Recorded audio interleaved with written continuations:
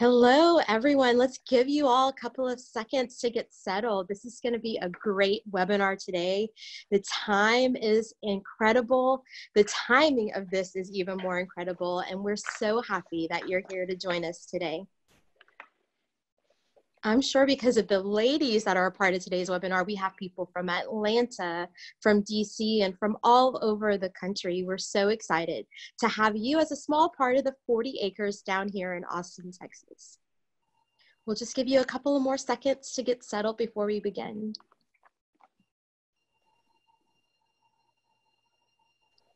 All right, I'm Terri Broussard Williams, and I'm the founder of a platform called Movement Maker, where we inspire change makers to change the world.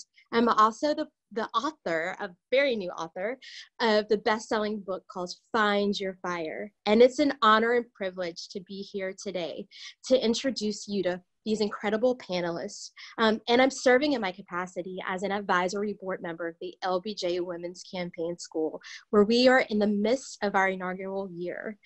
And so I want to start off by introducing you all to A'shanti Gholar. She serves as the president of Emerge, which is the only organization dedicated to recruiting and training Democratic women.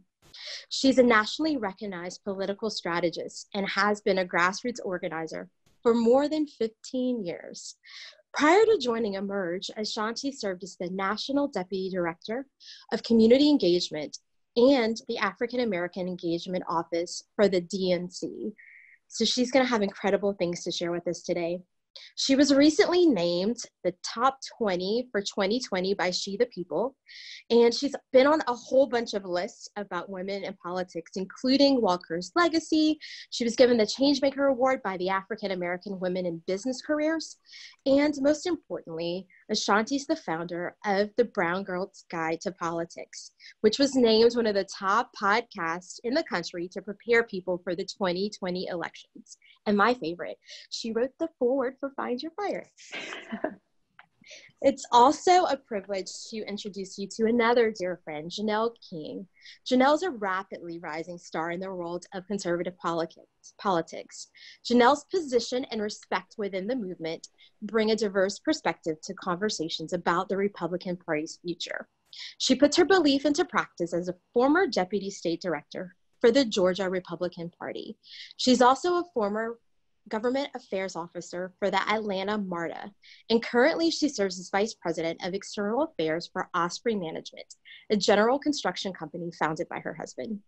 Recently, she's become a Fox contributor, serving as a panelist for Fox 5 Atlanta's television show, The Georgia Gang. As a testament to her party's overall success in Georgia, Republicans recently won the race for the governor's office, much because of Janelle's efforts. She was in charge of grassroots and data management leadership. She's also a top consultant for the GOP for community engagement, public affairs, and diversity initiatives. Janelle served in a plethora of political boards in Georgia, but most importantly, she was the former community affairs director and board member for the Georgia Young Republicans, former chair of the Georgia Black Republican Council, and current board member for the Concerned Black Clergy of Greater Atlanta. She's a native of New Haven, Connecticut, and a graduate of North Carolina A&T. And now I want to turn it over to the best professor at the LBJ School, MSNBC political contributor and assistant dean, Victoria DeFrancesco Soto, who will serve as today's moderator. Thank you, ladies. Thank you. Terri, thank you so much. Thank you, A'shanti. Thank you, Janelle, being with us here today. As Terri said, I am the assistant dean of the LBJ School here for civic engagement. And this year, the LBJ School turns 50. So 50 years ago today, President Johnson broke ground on the school where we were able to cultivate a space where we can train change makers. And in doing so, and commemorating the 50 years of the LBJ School, we launched the In the Arena session. But we also have another celebration that this session is marking. It's the launch of the LBJ Women's Campaign School. And I am so pleased and so honored to be co-hosting this session with the LBJ Campaign School. Special shout out to the inaugural class that I know is tuning in. As Terri mentioned, we have a very timely topic that we're dealing with. We're looking at women of color in politics, Just so happened that last night it was announced that Joe Biden has chosen Kamala Harris as his running mate. This is a first. This is the first woman of color on a major party ticket. Again, I don't want us to forget, however, the other firsts: Shirley Chisholm, Sarah Palin, Geraldine Ferraro, Hillary Clinton. But this nomination is coming at a particular time when we also see the commemoration of the 100th anniversary of the 19th Amendment. So I think this is a moment of reflection, a moment to see where we've been, where we are, and where we're going. So on the 26th of August, 100 years ago, the 19th Amendment was ratified. We have made up for lost time. Us ladies have been outvoting our male counterparts for over 30 years. And among women of color, Black women have some of the highest turnout rates of any group. However, when it comes to serving in office, we don't see that parity. To be sure, things are better in terms of the representation that we have of women compared to 100 years ago, 50 years ago. I mean, we could even say 3 or 4 years ago. But the fact is that we women make up slightly more than 50% of the population. Yet when you look at our representative bodies, let's look at Congress, for example, we only make up about a quarter, and in some instances less. And when we look beyond the term woman, the umbrella term woman, we also have to be attentive to the representation, the descriptive representation of different types of women. Women of color, Republican women, Democratic women. Today in Congress, we know that out of, I'm checking my latest numbers here, 105 women, only 22 are Republican. So the questions before us are many. Does it matter to have descriptive representation? Can't a man represent the substantive interests of women? Can't a white woman represent the interests of women of color? Can't a Democratic woman represent the interests of Republican women? Is the nomination of Kamala a turning point for women in general, for American politics, for Black women? What is the short to medium term effect of women of color in politics? And to dig into these and many other questions, I am joined by these two rock stars. We only have about 40, 50 minutes, and I was going over the questions, thinking about conversations. This could have been an afternoon-long panel. But I'm going to leave at least 10 minutes at the end of the session for questions, for engagement with these women. So please don't forget to put your questions in the Q&A chat box. And I have a question for both Janelle and A'shanti, so for the both of you, and it may seem like an overly simplistic question, yet I think it's a foundational question, which is, why does it matter? Why does descriptive representation matter? Why do we need more women in office? Why do we need more women of color in office? Couldn't it mean that the interests, the ideological interests of women could be represented just as well by men? Janelle, let me turn to you first on this. Okay. Well, thank you. Thank you, Terri. Thank you, Victoria and A'shanti. This is super exciting. And I always enjoy an opportunity when we can sit and chat as girls and discuss topics that are so important and so relative to our interests and our needs. To answer your question, why is it so important? I think it is extremely important to have representation, not only representation that looks like you, but thinks like you, and just understands the concerns of your needs in your community. I know for me, I do find it difficult sometimes because I know there is a difference between the descriptive aspect of it and then identity politics in general. And I'm personally not a fan of the identity politics aspect of it because I feel as though it leads us into a position where we may be putting forth individuals that may look like us, but necessarily don't represent us. So I do think that there is a element of discussion that has to happen around that piece.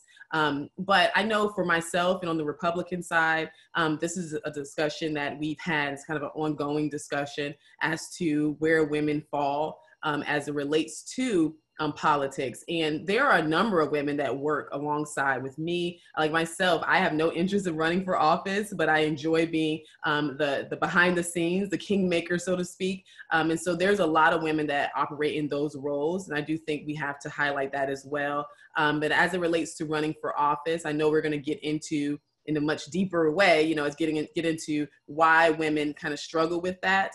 But like I said, it is extremely important to have someone that does represent your beliefs that look like you, especially for the little girls that are coming up. Great, thanks, Janelle. A'shanti, same question to you. Well, first, thank you for having me. So excited to be here with all of you. And Victoria, you gave us some really great numbers, but let's look at the full context. There's 520,000 elected offices in this country.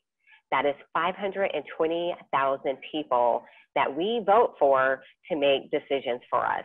When we look at women, we are nowhere near where we need to be. 51% of the population, we don't hold 51% of those offices. What makes women great in elected office is that we're consensus builders. We're collaborative. We will reach across the aisle to get things done. This is something that we hear from our women at Emerge all the time, is that when they get elected to a body, if there's women who are on the other side who want to work on a bill, they're actually happy that there's now more women that they can work with to get things passed. Because there's normally one issue or two issues that really drive women to want to run for office. But when they're in there, they care about the entire community. We say that women lead on women's issues. But at the end of the day, those women issues, those are family issues. They're community issues, things that everyone should care about. And when we're putting women into these roles, Black, Brown, Indigenous women into these roles, it is different, because we are bringing our lived experiences to the table. And no, a man cannot represent those lived experiences. One of the things that I like to highlight is Congress. We know there's constant debates about healthcare. There's only one woman doctor in Congress, Congresswoman Kim Schreier from Washington, and Emerge alum. So think about the fact that when we're talking about all these things that have to do with women, there's only really one woman in there who knows about healthcare from that aspect. So it's those lived experiences that we need, that authenticity that women bring to the table. That is what creates great legislation. That is what moves our country forward.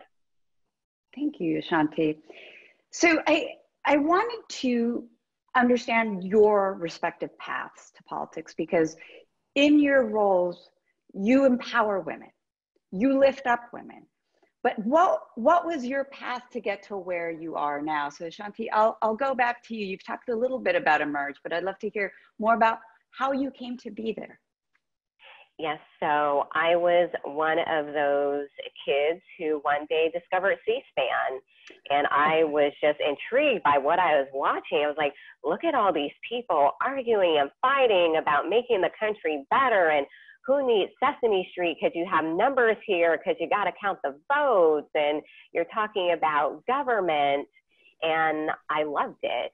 But even at a young age, I knew that I didn't see a lot of people that looked like me. I didn't see a lot of women. I didn't see a lot of Black women. So I immediately thought, is this for me? This obviously has to be for really special people who can do great things to serve in politics. But I knew that I loved it, and I stayed politically engaged, civically engaged, particularly in high school. And when I got involved in college, I saw a flyer for the College Democrats. I went to a meeting, and that led to me getting involved with the National College Democrats, with my state party, but also meeting a lot of great women who saw things in me that I didn't see in myself. And they uplifted me to be on this path that I'm at. Those women helped me get my first job at the Democratic National Committee. I started off as the assistant to the political director. I tell everyone, we all start somewhere, But that was a really great job to have, because when you're the assistant to the political director, they're involved in everything. So you really get a firsthand look at politics. I had the ability to go into the Obama administration, work at the Department of Labor. Then I went back to the Democratic National Committee for what I like to call my second tour of duty. And there I was able to work in the Office of Community Engagement. And I really centered my work around women, because women are the base of the Democratic Party. Black women in particular are the base of the Democratic Party. But it bothered me that I really couldn't fully help women when it came to wanting to run for office. And I knew that my next job had to be with getting women civically and politically engaged from the running for office standpoint. 2 days after I decided that, Emerge posted a job description for a political director. I was the co-founder of Emerge Nevada, a founding board member, and I saw what we were able to do when we brought Emerge to Nevada, and I really wanted that job to be able to empower women on a daily basis. It was the only job I applied for. I received it in April of 2016. In February of this year, I became the organization's president. I'm the first Black woman to hold this role. And it's such an exciting time. People always like to say, oh, over the past few years, all of these women running, it's been a wave. And I disagree with that. This is a movement. Emerge has been around since 2002 with the founding of our first affiliate, Emerge California. Emerge America was created in 2005 because we had great success in California and to replicate the program. So we've really been at this work at Emerge nationally for 15 years. So this is what we should be seeing: more women running, more women winning their seats for elected office. And I'm just blessed that I get to wake up every day, and this is a job that I do, especially during this time in our country. Thanks, A'shanti. Janelle, before I hand it off to you, I just want to underscore this piece about building the pipeline, that it's not just suddenly that women wake up and say, okay, I'm going to run, and that's where we see the rush of women running and getting elected. It takes a lot of hard work. It takes a lot of intentionality by women such as yourselves, by organizations such as the LBJ Campaign School, to provide the tools to run. Janelle, I'll get off my soapbox and hand it over to you. No, that's great. I think that's an excellent point. I hope we talk more about that and that the whole process. But for me, so I graduated from HBCU, North Carolina A&T State University, Aggie Pride. And from there, that's where I was introduced to politics on a small scale. I remember there was a bunch of a shipment of political things that came in, and it was supposed to be nonpartisan, but it had the Obama O on it. And so from there, I was wondering, like, is this nonpartisan or is it bipartisan? And I realized I didn't know enough. So I started doing research. I grew up in a home where we were not told whether we should be Democrat or Republican, but that we should, choose based on our personal values and our core foundational principles. So that led me down the path of just doing personal research. And as I researched both political parties, for me, I aligned more closely with the Republican Party. And that's when I decided that I was going to be a Republican. I was going to vote Republican and just kind of study it. And then it wasn't until I graduated, moved to Georgia from North Carolina, and that I realized that being a Black Republican was, I was a minority. I thought that there were Black Republicans everywhere, and we were, active in both parties. So I kind of had a awakening moment when I was in Georgia. When I first moved to Georgia, I worked on a campaign for the first Black Republican I've ever met outside of myself. And we were working in the south side of Georgia and doing some campaign work. And that was my first interaction with, people that look like me. And then that's when I realized and learned what people really thought of me and thought of me being a Republican. But most importantly, I looked at what was happening in cities that were ran by Democrats, and I was just wondering why there wasn't more of a united force together to help clean up some of these cities and change the direction, trajectory of these cities. And that is why I decided to become active in politics. I felt like my voice was needed, not only because I was a minority, but because there were conversations that I feel that needed to be had. So from there, I started just doing volunteer work with the state party here in Georgia, from campaigns to the party, doing some minority engagement. And I kind of grew from there to working with the RNC and doing some grassroots. So I learned the whole grassroots aspect of the, I say of the game, but of the political spectrum. And then from there, I was offered a role under our former state chairman as a regional field director, and I taught myself the data practices. And so when our data director left, they didn't have to fill that position quickly because I taught myself. So I kind of assumed the position of the data director. And then shortly after that, I was moved into deputy state director, and just working closely with our Chairman John Watson at the time, as well as our state director, Josh Finley, and then Carmen Bergman-Foskey was also working with me. And she was another woman that taught me so much, but that'll come out later as well. But for me, and I would say from my experience, it's like growing in politics and growing career-wise. A lot of my success and a lot of the opportunities that were afforded to me came to me by white men. So I found it, quite interesting when it came to having discussions around women and supporting women, empowering women. As a Republican, as a Black Republican, I don't necessarily always feel the support of women, but I do feel the support of those that are within my party. And ultimately, it's typically white males or white women that have supported me and moved me kind of forward. So I definitely have a unique take on this process. But to your point, I definitely think that we have to discuss the process of leading up to being prepared to run for office. Absolutely. And Janelle, I wanted to dig in a little bit more to the partisan piece, right? So my research looks a lot at Latino politics and the Latino electorate. And what we've seen is over the last 4 or 5 years, when Trump ran for office and then became president, a shift among many Hispanic Republicans who are conservative for reasons of small business, of religious liberty, of social conservatism, but that did not gel with Donald Trump or his vision of the Republican Party. And we've also seen some white conservatives also shift. So I want to know if you have had to shift, if you have had growth within your identity as a Black female Republican in the last couple of years, because I'm guessing from the Obama O on the literature, you probably came of age and developed your partisan leanings during the Obama administration, and there's been a lot of change since then. So if you could help us understand, that'd be much appreciated. So for me, President Trump, to me, has created an opportunity for us to discuss topics that I feel are pushed under the rug. I had a moment when President Trump made the statement when he said, to the Black community, what do you have to lose?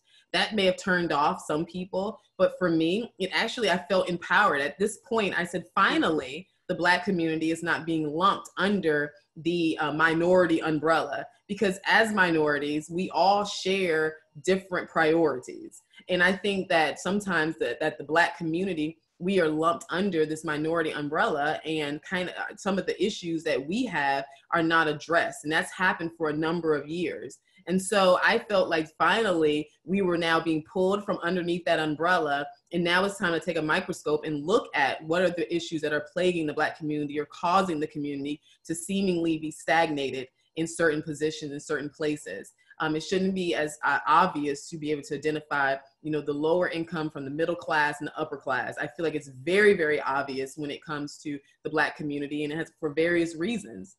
So I was excited about that. I was really, really excited about, the president introducing the First Step Act. I felt like this was something that also pertained directly to the African-American community. So I would say for me, it just kind of gave me that, I don't know, I felt like that Energizer bunny that's just like, now I'm ready to roll, ready to go. And just like, let's take this opportunity where these tough, difficult discussions are now on the table. Let's take this and make it into something that will ultimately, turn into the change that we need to see. Thanks, Janelle. A'shanti, I wanted to come back to you and have you talk a little bit about Black Girl Magic and explain it for folks who may not understand what that is, and then talk about how you see that fitting into propelling Black women. Most recently, we saw, what was it here? Where are my notes? The Win with Black Women. So these different movements within the Democratic Party, what is that relationship? Yes, so I'm going to start off by quoting the amazing Congresswoman Ayanna Pressley with Black Girl Magic is really Black girl work. It is Black women in particular waking up every day and serving our communities. That's everything from church to the PTA to running for office. Black women's representation, again, looking at the numbers, extremely low when we look at everything from Congress to statewide executive offices, state legislatures, all the way down to mayors. I am a part of the Win with Black Women movement that we started about 2 weeks ago. And it really came about because of all of the racist and sexist attacks that we were seeing being levied against the potential VP candidates, but especially the Black women. It was at another level. And Black women are not a monolith. We saw that during the Democratic primary, the campaigns had different levels of Black support, which is what it should be, that they should be reaching out to us, taking our concerns seriously. But we absolutely weren't going to stand around and see well-qualified, credentialed women get attacked. And that is something that Black women in politics, Black, brown, indigenous women in politics constantly have to deal with. We're not even 24 hours into Senator Harris being announced, and we're already seeing just atrocious, awful attacks against her. But I'm also seeing people limit her qualifications. By an example, I saw a tweet, someone said, oh, she's so lucky that Al Franken resigned because that opened up a seat on the Judiciary Committee, which allowed her to grill Kavanaugh and raise her national profile. Sir, no. Kamala Harris started off as a city district attorney. She became attorney general and a United States senator. That is Black girl magic. That is Black girl work. People vote for us, people of all walks of life from across party lines. So when we want to talk about Black girl magic, it is our ability to overcome everything that we have to deal with in this country just to succeed. I'm very honest when I talk to Black, brown, indigenous people, especially young people, about our role in this political system. And the fact is, it was not built for us. Politics was built for white men. They did not plan for our participation, us voting, for us holding these seats. So every time that we show up to vote, every time we walk into a room, we are evidence that we have disrupted the system. And for those of us who do the work of recruiting and training women to run for office or an elected office, every time we're at that table, we're letting you know we're here to disrupt this system some more. And it took a lot for us to get there. So with Black women, I always say, give Black women their flowers now, especially those who are trailblazing, who are doing this work, because it takes also a toll on you, an emotional toll, a physical toll, a mental toll. So when you see a Black woman succeeding, know that there was a lot behind that, and give her her flowers. And I do want to dig into the emotional piece as well. I think this is really key when we're talking about running for office, especially for women. But I wanted to jump off the point you made about Kamala Harris running for office.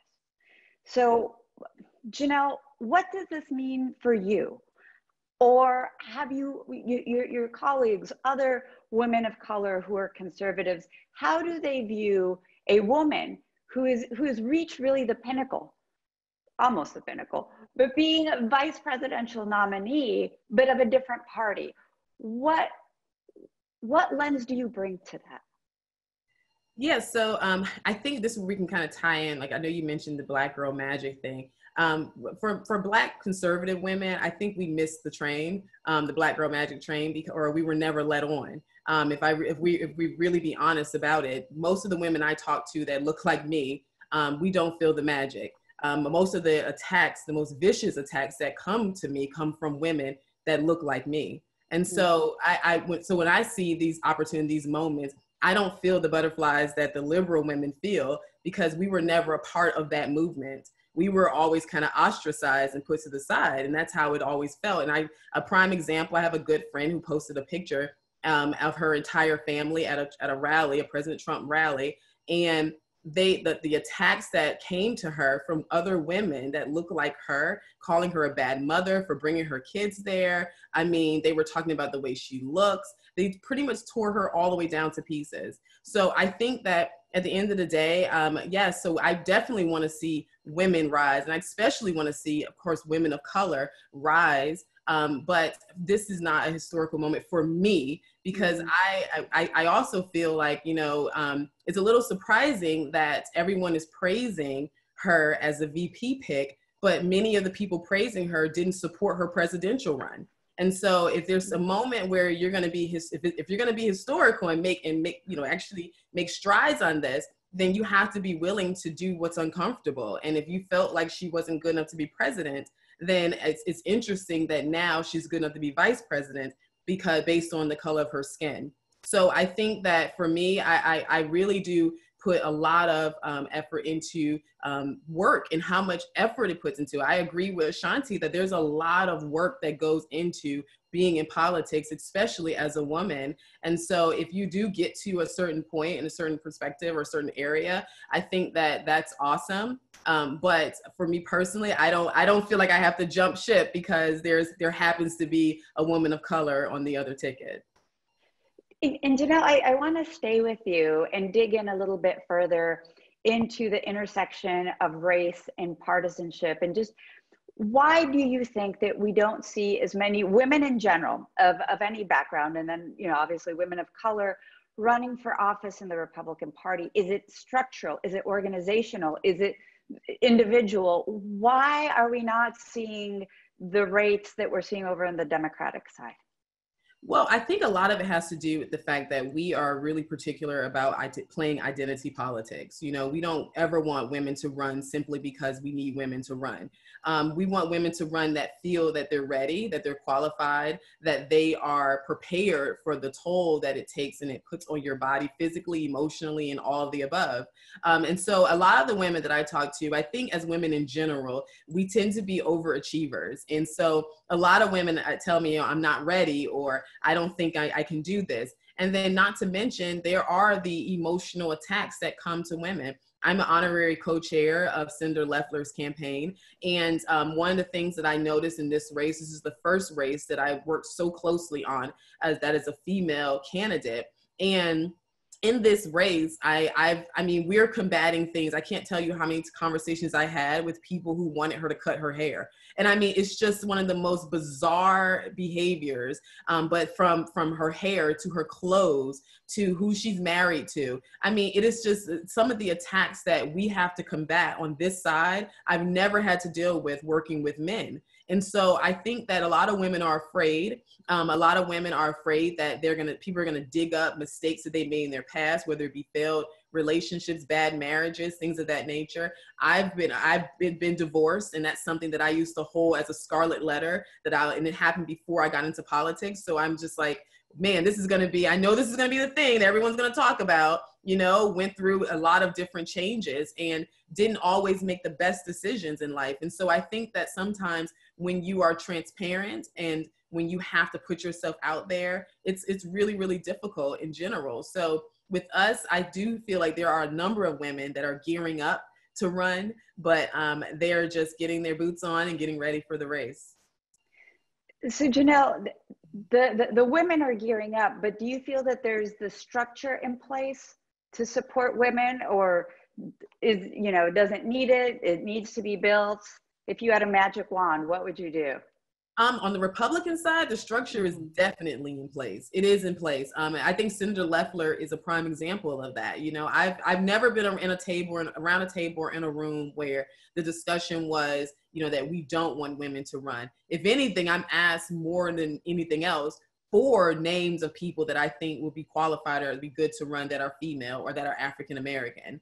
So there's never been a discussion to kind of shy you away from it that I've been around. However, I will say that the infrastructure is most certainly there. I think Senator Loeffler is a perfect example of that. I mean, she was appointed by Governor Kemp, which is a white male Republican. And should she, you know, move forward and move on, then she would be, you know, definitely moving us forward. So I think we're in a good place. Okay.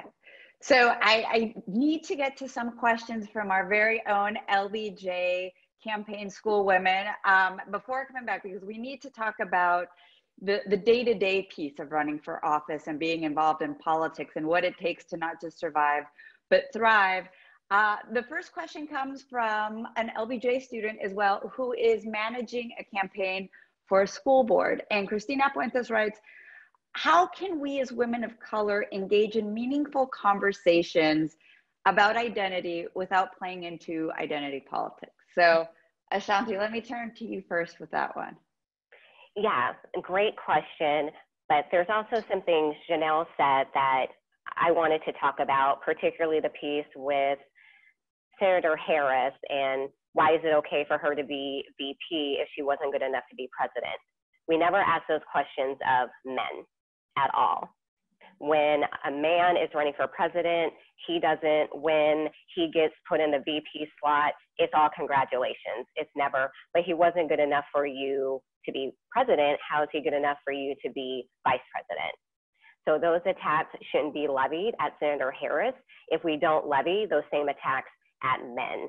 There are so many mediocre white men that we have voted for, but yet we always expect the Black, Brown, Indigenous candidates, the LGBTQ candidates, the candidates with disabilities to be perfect. And Senator Harris, she doesn't have to be your first choice for you to respond to unfairness, to attacks. And that's what Win with Black Women was. It's a coalition of Black women who supported different candidates who came together to say, this is what you're not gonna do. You are not going to disqualify these women and regulate them to just being a token. That is what we are pushing back against. And these women that we train at Emerge, they are ready. We're not running women just to run women. These are women who are in their communities. They're already serving on the PTA. They're running these campaigns. They're doing great things. We have an embarrassment of riches of women on the Democratic side, which is why we see so many of them running. Emerge has trained 4,000 women to run for office.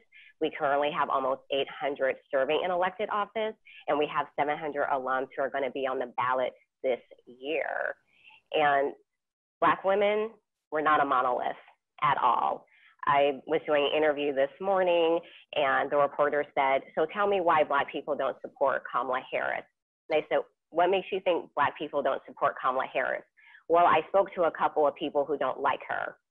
My response to those people represent every Black person in America. Like, not true at all. So that is something we have to stop doing as well. I'm thinking about that not only from the candidates that we support, but looking at my sister Janelle, a Republican Black woman. We're not a monolith, so please stop lumping us together. Now, to the question, readiness is important. That is something we always talk to our women about.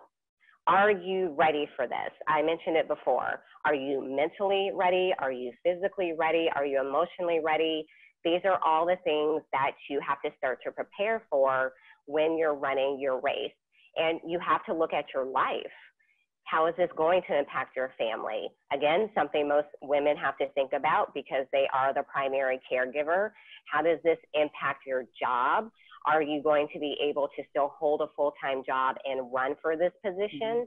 Some companies, they actually have HR policies that you can't run for office while working for them. So you got to figure out, are you going to find a new job, or are you going to save a whole bunch of money up so that you can run this race.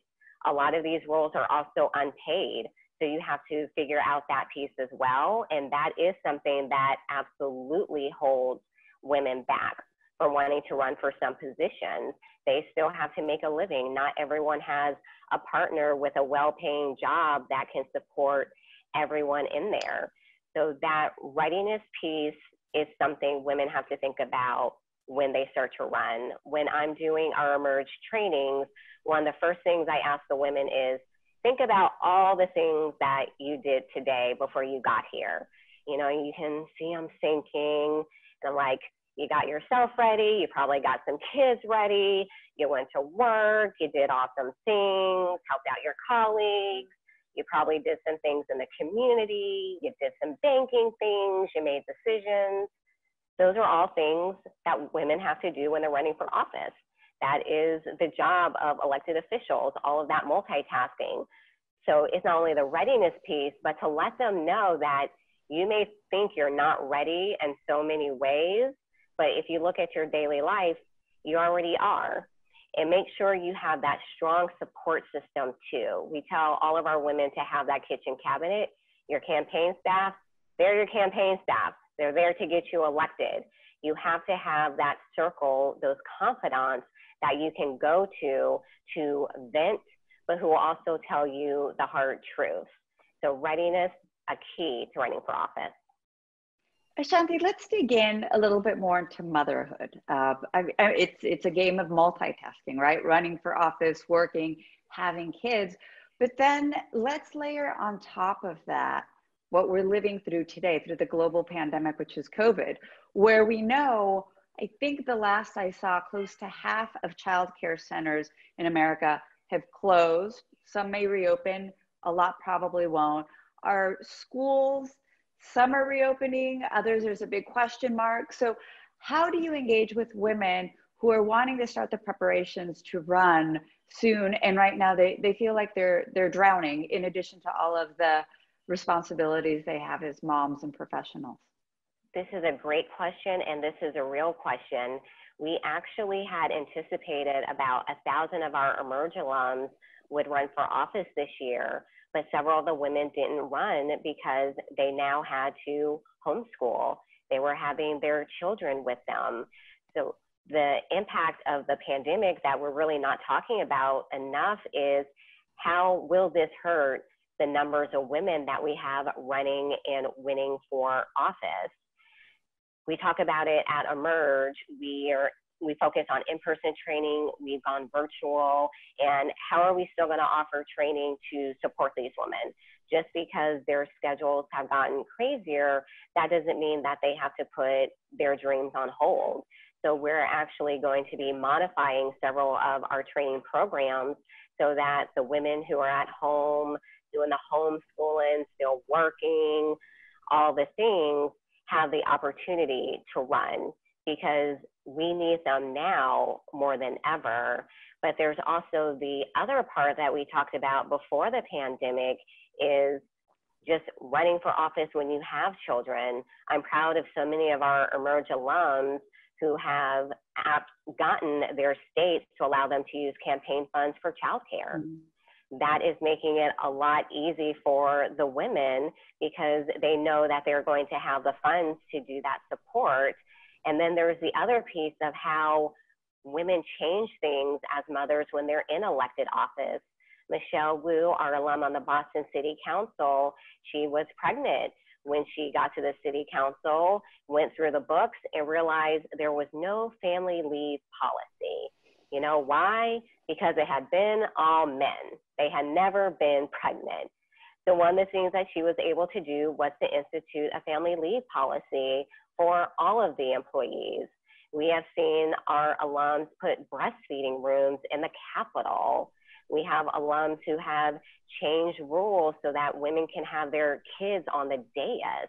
So when women get in these roles who are mothers, they're also looking from that perspective and making it easier for those who are going to come after them. It's something I think that we don't talk about enough when it's the impact that women have when they're in elected office. There's still so many things from the old boys club that made it difficult. And these women are changing that because we're building the New Girls Network. Yeah, the lived and living experience. Before I get to the audience Q&As, Janelle, I wanted to come back to you and talk about the non-technical piece of running for office and your role in supporting candidates. So the emotional piece, something as simple as, what women wear, it's critiqued from head to toe, whereas a man can wear whatever. I remember the biggest news was when Obama wore a tan suit and everybody, commented on that. And that was about it. But with women, everything we do, the jewelry we wear, everything is critiqued. So how do women, and also women of color, navigate this emotional labyrinth when we're under the media microscope? Yeah, great question. I think that I'll say for the two candidates that I'm working with, and I kind of want to touch really quick on the children piece, because I'm working with two candidates, female candidates, and neither have children. So I think there needs to be grace shown to women who choose not to have kids, or who do not, or who are unable to have children. But I also think when it comes to the appearance piece, so when Senator Loeffler was being attacked for not cutting her hair, one of the things that I stood on was, I stood against her cutting her hair. The reason being, it's because I felt like if you start giving in to all these suggestions, you won't be yourself anymore. You'll be whatever everyone else thinks you should be. You won't recognize yourself. So my advice to women that are running for office or wanting to run for office, when it comes to the appearance piece and going through all those changes, is that get it in your mind that you're going to be critiqued. And so do the basics, obviously, of being groomed, but don't change yourself so much that you don't recognize yourself. Because what's going to happen is you're going to have to keep up that whole persona for the next 4, 20, or whatever long years that you're in office or you're choosing to run. So, allow people to get to know the real you. I think as women, we are forced to have to connect on a deeper level because we have so many external forces that are kind of working against us in politics. So I think that even when you are being attacked for those things, you just have to get thick skin and be prepared for it and know that it's going to come. And there are a lot of people who secretly, or quietly to say to themselves that they don't like it, or they're gonna, push back against that. Or I know people who said they will vote for her because of the fact that they are upset at how, the attacks that are coming. So you never know how it'll play into your favor. And ultimately it may also hurt at a certain place too. But most importantly, always be who you are and let people come to you. So I'm looking at some of the questions from our attendees, and I'm going to go with Rahina Gilbert, who says, I have become interested in politics, but I don't want to run. How do I stay engaged and help those who are running for office? So A'shanti, let me take this one back to you. Yes, I absolutely love this question, because running for office is not the only way that you can be engaged. This is one of the reasons why I started the Brown Girls Guide to Politics, because I wanted to show all of the avenues to political engagement. That can be the activist. Are you that super volunteer who's getting things done on the campaign, getting all of these great women elected? Are you the campaign manager? Are you the press secretary? Are you the communications director? I tell people all the time, when you think about campaigns, they're really a business. That is what you are running. And so many people don't realize that a lot of their skills that they have can actually transfer over to politics. I met a young woman one time who loved accounting and politics, but couldn't figure out, oh my gosh, how do I translate that? I'm like, you can totally go on a campaign and help with the accounting. You can be in the finance department. You can be a campaign treasurer.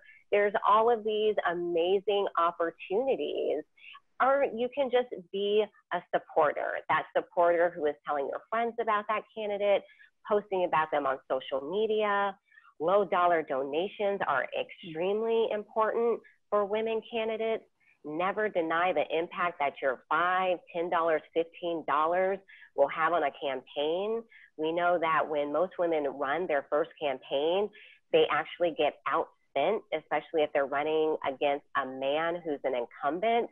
I absolutely love it when a man has to spend like $2 million and the woman has only raised $500,000 and still beats him by 20 points.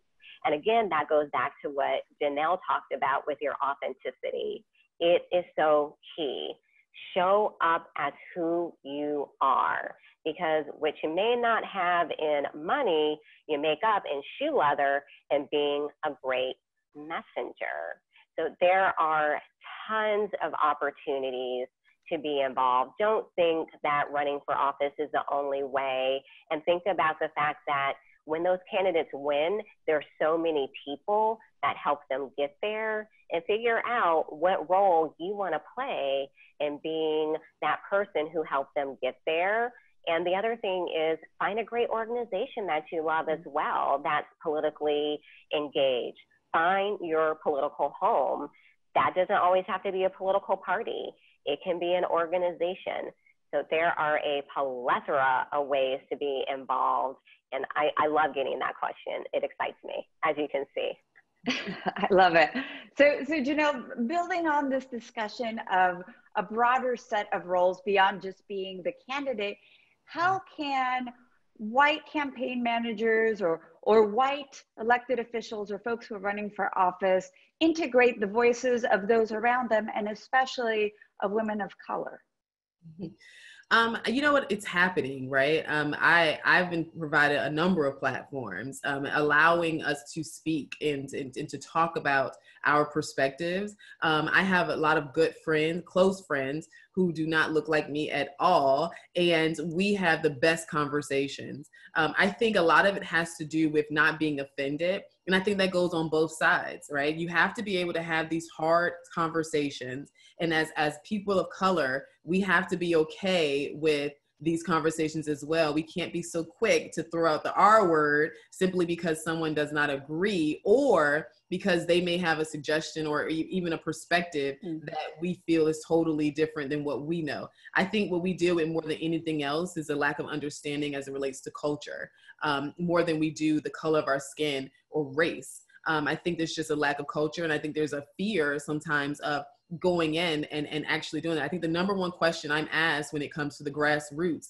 from white people is, I don't know how to go and knock on the door in a predominantly African-American community, because I'm afraid that if I say something wrong, or if I make a reference that is incorrect, or that is, and even if it is offensive and I don't know it's offensive, that I'm going to be reprimanded as if I knew. And so so they would rather just stay away and just deal with their own community. So a lot of my conversations are around understanding that, like A'shanti said, we are not all monolithic. You know, we have so many different diverse perspectives, and if you go discussing the issues and discussing things that pertain to all of us as human beings, then you won't run into some of those moments where you can say something that's offensive.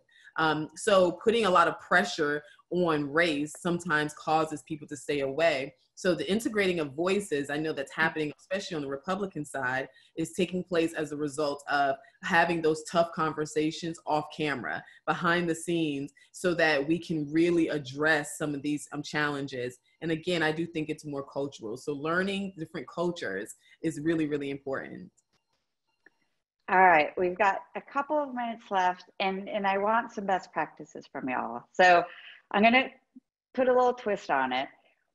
What is one mistake that you have made on your path, one of the biggies, but which you have learned from, and that you want other women, especially women who are thinking about getting involved in politics, whether that's running for office or serving in another capacity? What is that one mistake, A'shanti, that we can learn from? I talk about this mistake all the time, and it's thinking we have to have all of these boxes checked. We do that as women. I left the Department of Labor, and I don't mention it because I wasn't there that long before I went back to the DNC. I went to work at a nonprofit because I felt it was a box that I had to check, that I had to be able to say, oh, I did this and that, and I have this experience outside of politics. Y'all, I went there, and that was the most miserable 8 months of my life. Like, the only thing that I liked was that it was a 9 to 5. I remember my first day at 4:45, they started shutting off the lights. I'm like, what? Wait, what's going on? Those people were gone at 5 o'clock. I'm like, well, this is great.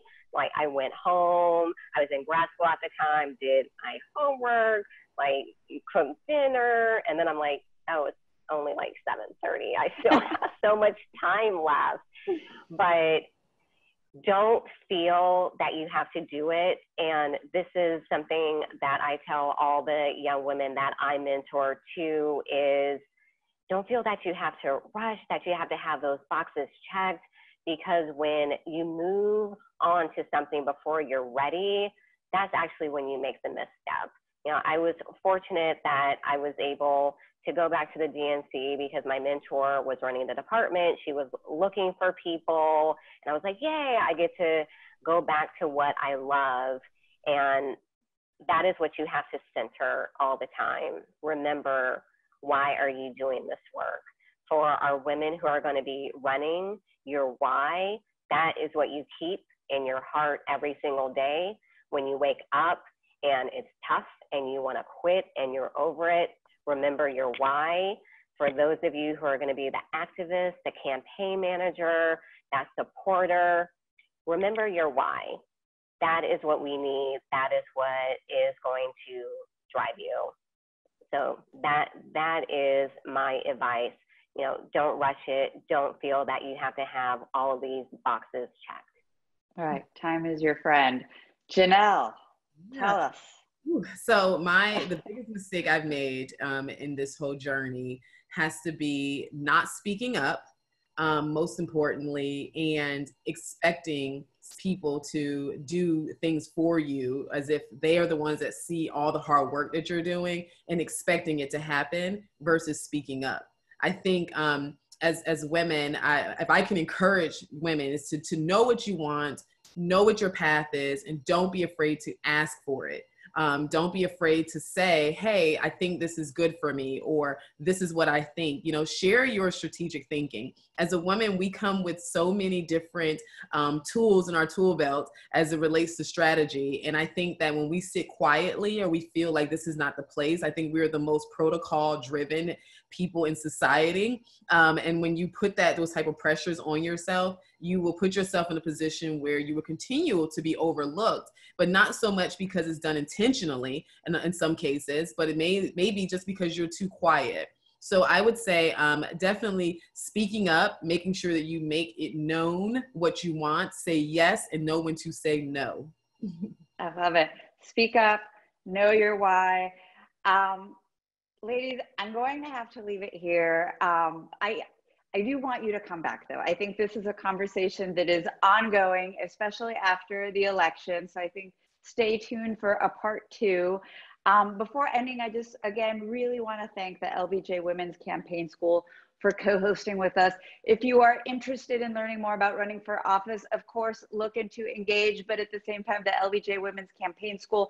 And later this month, we will be having our next In the Arena, where we're going to be featuring author Erin Geiger-Smith, UT alum, who just came out with her book, Thank You for Voting, where she's going to talk to us about the ins and outs of our crazy system. With that, I will sign off from Austin. Make sure to check out the LBJ In the Arena site. We'll be posting this and have other sessions up. Thanks.